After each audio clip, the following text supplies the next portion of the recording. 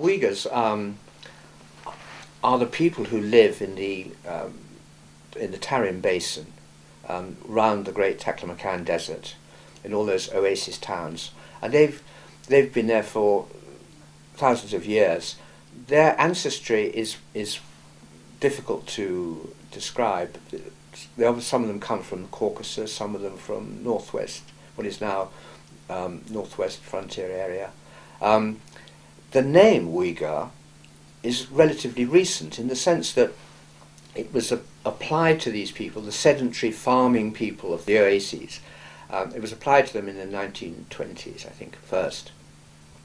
It's taken from a true Turkic tribal federation who had an empire, the Uyghur Empire, and they were Turkic peoples from the north of modern China, and steppe people, nomadic people, and they formed an empire which was very considerable at the time of the Tang dynasty, when there was also, by the way, a Tibetan empire.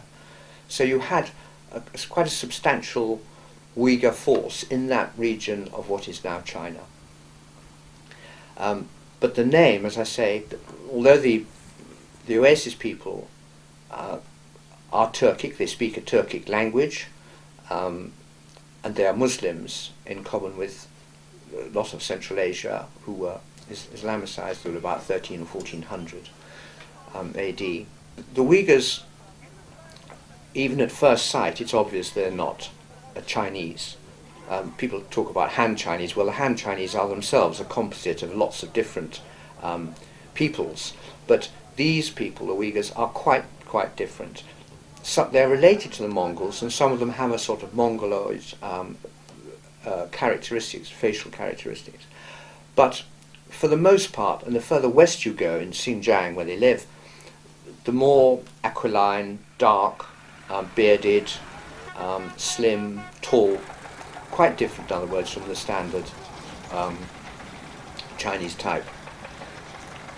They're not, at the same time, when I say they're Muslims, but they're not like the other Muslims of China who are more Chinese in origin, but who became Islamicized. They live mostly nowadays in Ningxia province, which is on the Yellow River to the east of Xinjiang, and there are Hui people all over the place, but that's their cultural center. And the two variants of Chinese Muslim, one ethnically Chinese, the other not, don't really see eye to eye either. They disagree quite violently.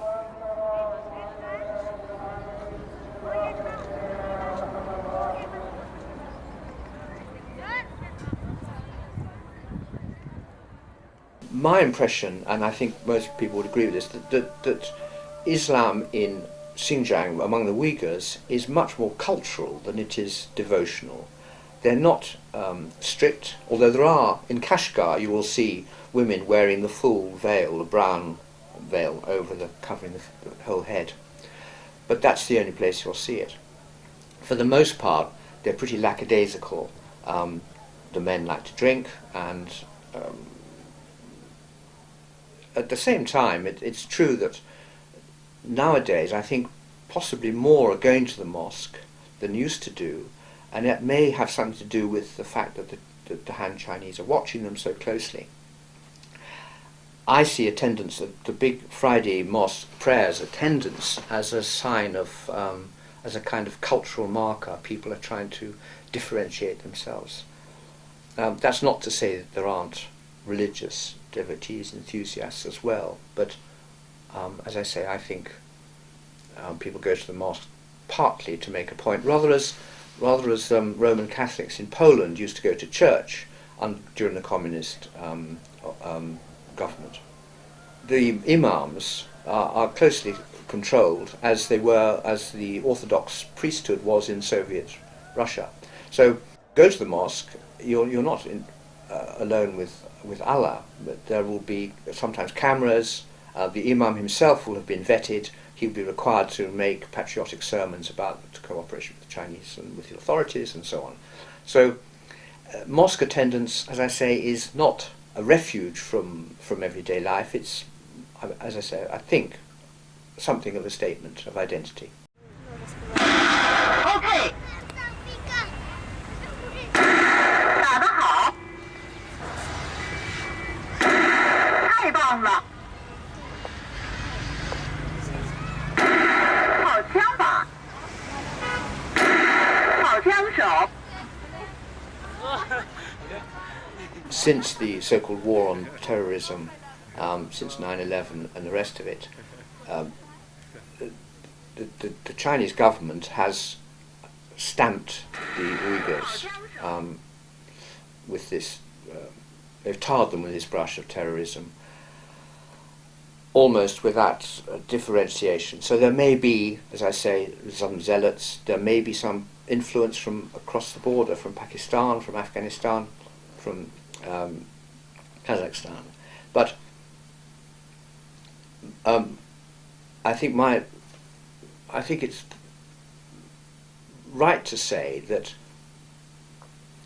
Islam for most Uyghurs is a cultural thing. It's a way of life. It's their ancestry. It's what they do. It's how they are, like the other peoples of Central Asia. I don't believe that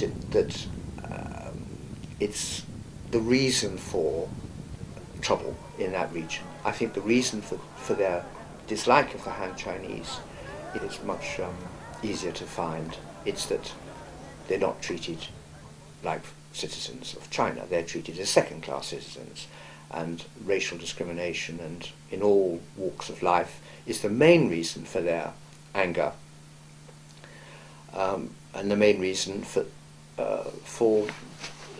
with those who wish to have an independent state. But again, I don't think most Uyghurs regard an independent East Turkistan as a viable option. I think they'd be content just to be treated properly.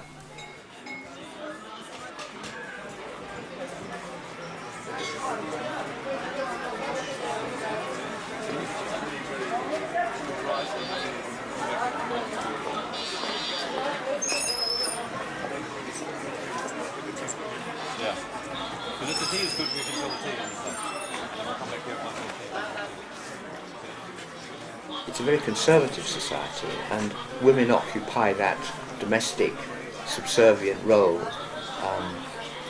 In Uyghur homes, you will see that women, they get up and start chopping the vegetables first thing in the morning and doing cleaning up and sweeping up. But that's the first impression. Lots of Uyghur girls go to work and in the shops and in the hospitals, and there are plenty of girls who go out to earn. But the attitude of Uyghur men, I should say, is pretty old-fashioned, and I think they like to keep up the appearance that they're in charge and that the women do what they're told. Uyghur men are extremely defensive of their women, and it should also be said that Uyghur girls are very attractive to Chinese men. In fact, they're attractive to any man. They're good-looking. A lot of them are very good-looking girls. This can cause quite serious problems, and it means, for example, that you don't often find the Han Chinese and the Uyghurs in the same nightclub or dancing in the same nightclub, because it usually ends in a fight. I have seen them happily eating in these kind of nightclubs where they do kind of formal Uyghur dancing and all that kind of thing. And you do sometimes see parties of Chinese in there. But if a Han Chinese tries to dance with a Uyghur girl, then I think it would cause trouble. And the Han Chinese, by and large, keep away because they're quite frightened. And this is one of the many tensions in Xinjiang is the fear of that the Han Chinese immigrants have of the native population, and they're aware of the hatred that many of the Uyghurs feel for them.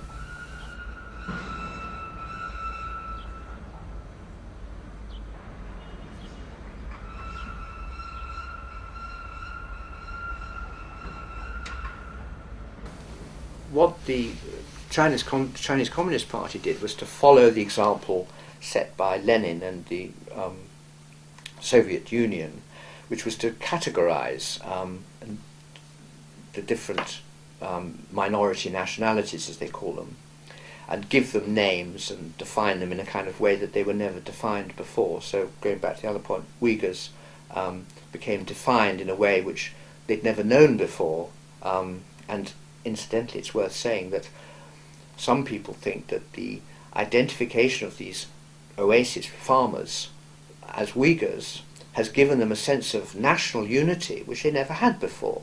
And it's certainly true that if you ask a Uyghur what he is, he says, "Oh, I'm a Kashgarlik. I'm from Kashgar or Turfanlik or Khotanlik." He will give his oasis town name and he won't say, "I'm a Uyghur." The model of the Soviet Union was that you created ethnic areas which had so-called autonomous or semi-independent status. But in practice, they never had the real possibility to secede from, in the case of the Soviet Union, they couldn't secede from the Soviet Union, although it looked they were all border areas, and it looked as though they theoretically could, but they couldn't secede. And the control of these, the governmental control, was provided, although you had a governor and officials all the way down the line in administration, in the factories, in the farms and so on. The actual control is exercised by the Communist Party. So the provincial party secretary is the boss. Communist Party secretary is the boss in Urumqi. And all the way down the line, the local nationality cadres or officials are shadowed by a Communist Party member who actually has the control. One further point about Xinjiang is that because there are so many different ethnic nationalities, Kazakhs and Kyrgyz and Mongols and Uyghurs and even a few Tajiks, Uzbeks even, the whole underneath the autonomous, inside the autonomous region as a whole, there are lots of constituencies. And so there's the Mongol region, and there's the Kazakh region, and there's the Kyrgyz region. These are autonomous regions within the province. But if you look at them, you'll find that the Kazakh region is not dominated by the Kazakhs. The Mongol region is not dominated by Mongols. In other words, there's a kind of gerrymandering of the constituencies, so that no ethnic minority has anywhere control over its own people, if that's clear. The area in which most of the Uyghurs live, or traditionally came from, which is round the Taklamakan Desert, is actually called the Mongol region, but there aren't really many Mongols there. So, and the whole area is called the Uyghur Autonomous Region, but it has no, as I said, there is no power to go with that name.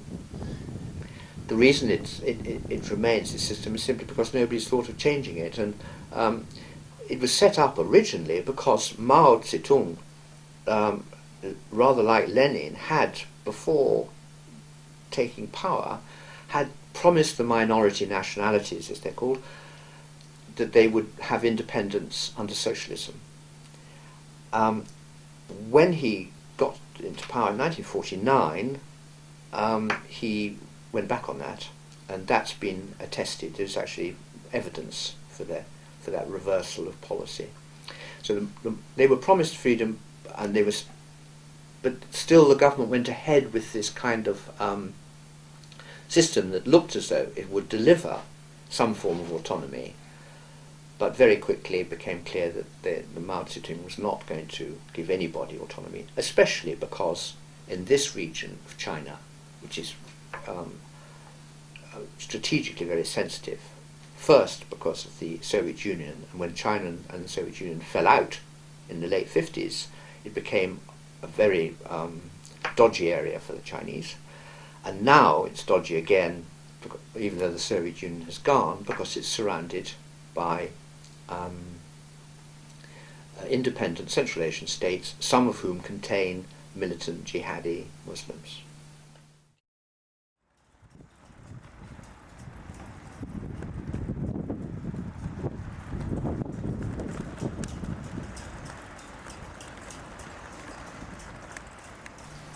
When the Communist Party took control of the far west, they were welcomed by a lot of the Uyghurs because the nationalists had treated the Uyghurs quite badly. And so it was seen as a great relief, and the brotherhood of man was in evidence, and large numbers of Chinese came in, young people and professional people, technical people, came into Xinjiang to help build socialism in the province, and they were welcomed. It wasn't...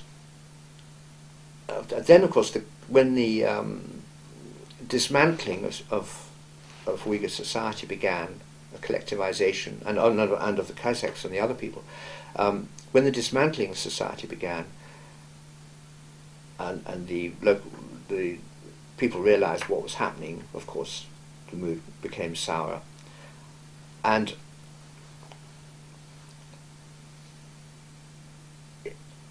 things were made, this was up to the sort of time of the Cultural Revolution, when the minority people suffered really very severely because of their geographical position, because they were not trusted, because of their proximity to Central Asia. After the Cultural Revolution, the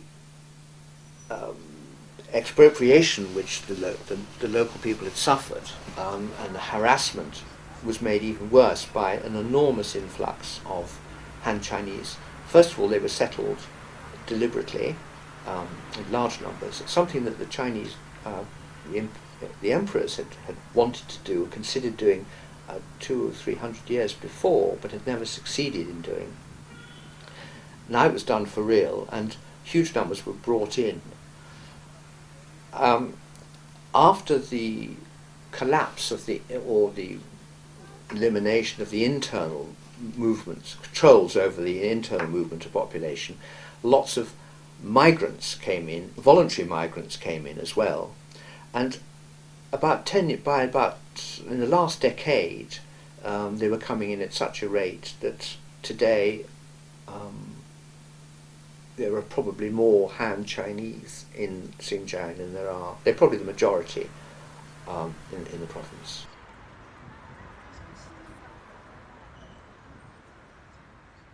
National census figures suggest that the Uyghurs are the largest group, that the Han Chinese are the next, and then the Kazakhs and Kyrgyz and Mongols and so on. But if you add in all the army, People's Liberation Army, paramilitary police, advisors, specialists, the Bingtuan Xinjiang Production and Construction Corporation, then there's probably a majority of Han Chinese. And I think the Uyghurs would number about 8 million. It might be more than that, it might be 10 million, but I don't think anybody's ever done a proper survey. And the official census can't quite be trusted because it leaves out 1 million or 2 Han Chinese. I mean, the point I'm making about the Xinjiang Production Construction Corporation, I think it's now called, which has got about 1 million people, all Han Chinese. They're a state within a state. I mean, they run a kind of whole system, manufacturing, judicial, agricultural. It's within Xinjiang, which doesn't report to Urumqi at all, to the provincial government. It reports directly to Beijing.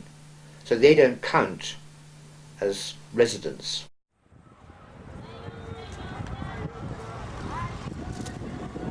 One would have to say that relations between the two peoples is not good. As I say, there's dislike on one side and fear on the other side. Of course, there are some middle-class professional Uyghur families who have accommodated to the new world. There are people Uyghurs I've known, who have very cheerfully signed up for new flats in the high-rise blocks that's being built in Kashgar and other towns, and they like the idea of hot and cold running water and electricity and all the rest of it. There are people who work with the system. There are Uyghurs in all levels of society who work with the system.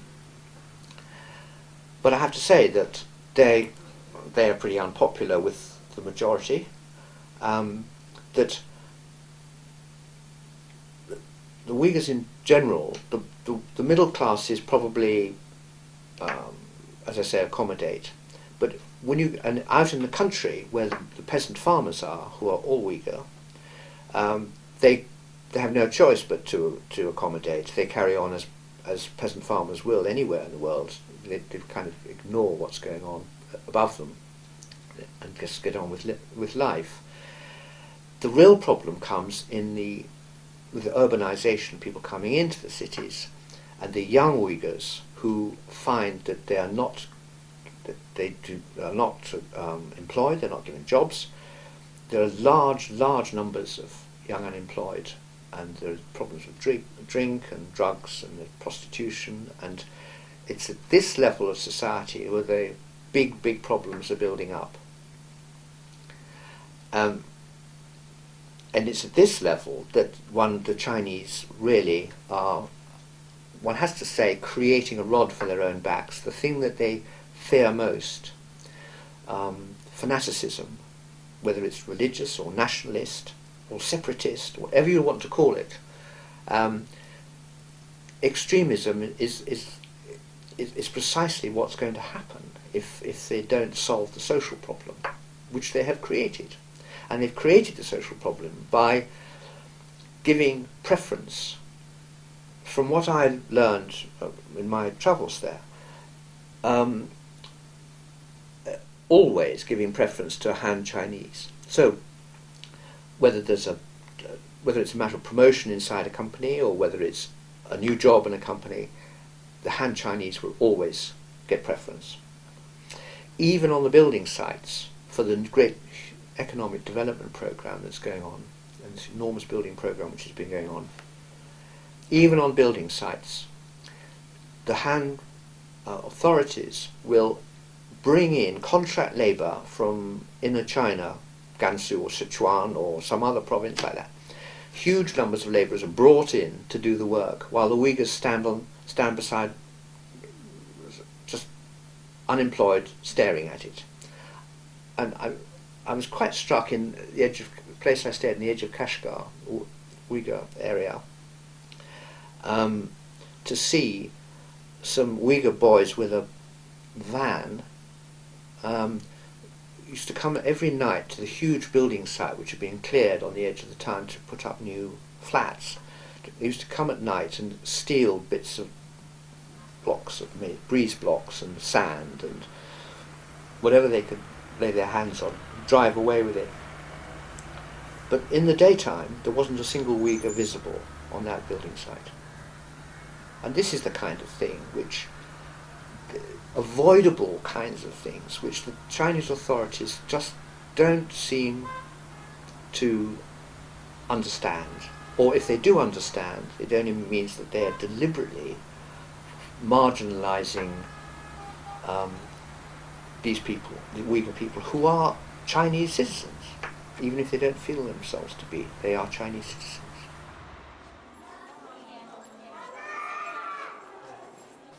The human rights situation is, well, I think we have to look at it in two levels really, because there are basic citizens' rights which we in the West would say Chinese don't even have. No Chinese have basic citizens' rights. When it comes to the law, for example, you can be sent without trial by a purely administrative decision. You can be sent down to, used to be 4 years I think, but maybe 2 years for re-education through labour. And that's at the whim of a committee which just takes you away. And this is throughout China. So you can't say what you want. You can't write what you want. You can't read what you want. One understands that in developing countries. Obviously, it's normal for people to go through countries to go through this kind of when they're coming from one system, as it were, into another. Restrictions are bound to occur. No Chinese have what we would call basic citizens' rights, habeas corpus being the most obvious. Freedom of expression, the right to speak and to read and to hear and to see, they don't have. The reason I think it's worth saying, the reason I think for this is that Chinese traditionally are more interested in what's going on in your head than in what you do. So it's thought management. It's a system which depends, the judicial system is all about changing the way you think about yourself and about the state and about the Communist Party. That's the tradition. It probably goes right back into imperial times. In fact, it does go back into imperial times. It's this worrying about how people think that is so peculiar and damaging. In the West, of course, we're interested in motive, but we punish people for what they do, not for what they think. Occasionally you can be punished for what you say if it's very inflammatory. But in China, any criticism of the state, even talking about so-called state secrets, which might be unemployment figures or something that some of you've read, telling foreigners about the unemployment statistics, is seen as a kind of treason. It's what you think about the state that they're obsessed about. And that's why the penal system is so, to our way of thinking, so severe. They call it reform and correction, but it's really an attempt to break people's spirit and to make them think in a completely different way, become different people. The second level, of course, is the minorities, and people like the Uyghurs or any minorities in China, the Mongols, who were punished terribly during the Cultural Revolution, is that they are particularly disadvantaged because not only do they suffer, as every Chinese does, from a lack of basic rights, they often have this extra discrimination against them. Now, there is some positive discrimination in education, places at university, this kind of thing. But they don't really compensate for the most egregious treatment, which is that if you look at the jails of, according to Amnesty International anyway, the jails of Xinjiang are full of Uyghurs. There are very few Han Chinese inside those jails. There are many cases reported where, in a dispute between a Han Chinese and a Uyghur, the Han Chinese will get off and the Uyghur will never get off. There's the campaigns against the campaigns about population planning, family planning, where officials go into Uyghur farms and villages and seek out the women and for sterilization or forcible abortion. And although the allocation of children is more generous for minority peoples than it is for Han Chinese, the actual enforcement of the policy is much, much more severe, apparently, on the Uyghurs than it is on the Han Chinese.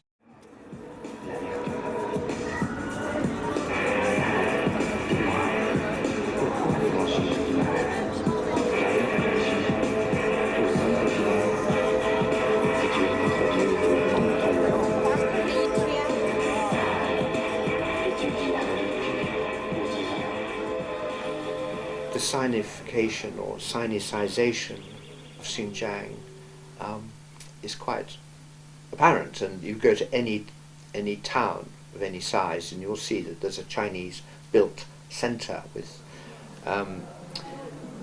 with Chinese offices and houses and flats and so on.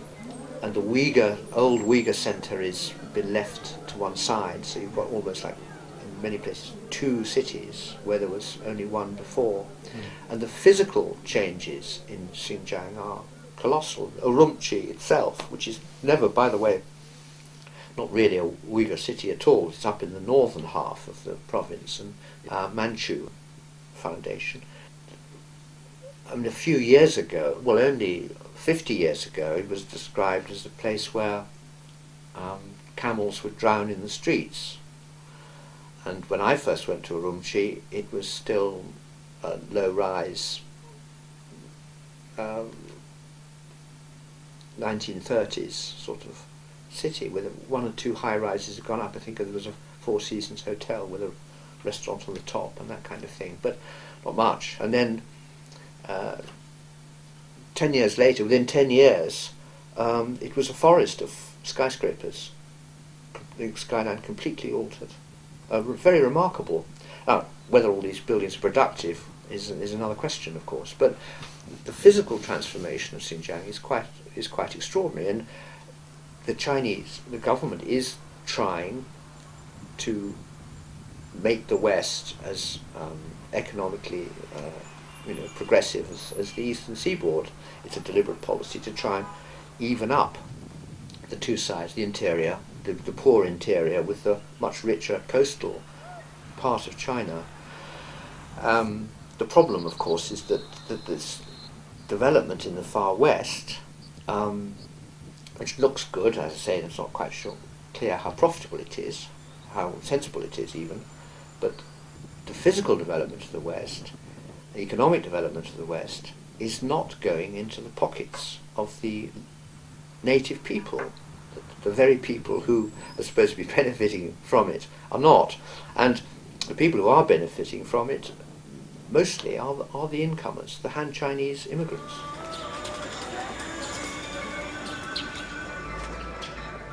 To try and explain what's happening in Xinjiang, I've often said it's like Tibet, except it looks differently, and the religion is not Buddhism but Islam. It is in other ways they're very similar, because policy towards both minority groups is the same. Even the history is a bit similar. But I think the reason is because, well, there are a number of reasons. The first, the obvious one, is that the Dalai Lama is a sort of hero, saint figure, and charms everybody, and has done tremendous PR for his people. And the Uyghurs haven't had anybody like that, and indeed they're notoriously bad at agreeing with each other. This goes back to the old inter-Oasis rivalry, I suspect. But they're very bad at getting on with each other. They do now have a charismatic leader in America, who is the president of their exile council body, Rebia Kadir, who is a very successful businesswoman. But she's not known. She's not really known to us in the West generally, whereas the Dalai Lama is famous. The other reason is that there are other reasons. One is, I suppose, that Britain has a historical interest in Tibet, since from our Raj in India, made some rather unfortunate excursions, trade missions, I think, young husbands trade mission, in the early 1900s. So we have a kind of historical interest via India. Another reason is that the Tibetans are Buddhists, and Buddhist to us means pacifist. Saffron-robed monks going about quietly about their business, and prayer wheels and all that sort of thing. And of course the Western infatuation with Eastern religion and Zen Buddhism and so on, starting in the 60s and going strong today, means that there's a kind of sympathy with Tibetan Lamaism, and therefore with the place and the monks, the monasteries. So the cultural assault on Tibet has been very, very well documented, and I think there's a high level of emotional commitment amongst people to the Tibetans. I think and of course the fact that the Uyghurs and the most of the other Central Asian peoples in Xinjiang province are Muslim is not helping them at a time when everyone is jumpy about Islam. So there's a very obvious kind of reason why it shouldn't be. But that, after all, is quite new, and I don't think probably is a very good reason for why Xinjiang is ignored. I think the reason is more likely is that the place has been closed effectively since the late 1930s. There were a lot of Western travellers and writers who went to Eastern Turkistan, as it was, or Chinese Turkistan, as it was called, in the early half of the 20th century, first sort of third of the 20th century. Lots of books, travellers' books and adventure stories and things came out of there. It was an area of great fascination. It closed down underneath the sort of rogue mandarins who took over during the nationalist, after the Qing dynasty collapsed in 1911. There was a series of rogue mandarins who ran the place as private fiefdom. Eventually they closed it down. And of course under communism it was a closed area because of the strategic frontier. But now of course that the Silk Road has become a big travel destination, a lot of people are going to that part of China. Xinjiang was opened to foreign tourism, I think, in the late 80s. A lot of people are going there, and even if they don't understand the complexity of the situation, and it is complex, they at least are beginning to get to know what Uyghurs are, and to recognise the importance, historical importance and interest of places like Kashgar. So I think that climate's changed, and I think more people will be interested in the fate of the people who native to that place than were, say, even 5 years ago, when one could hardly find anybody who knew what a Uyghur was.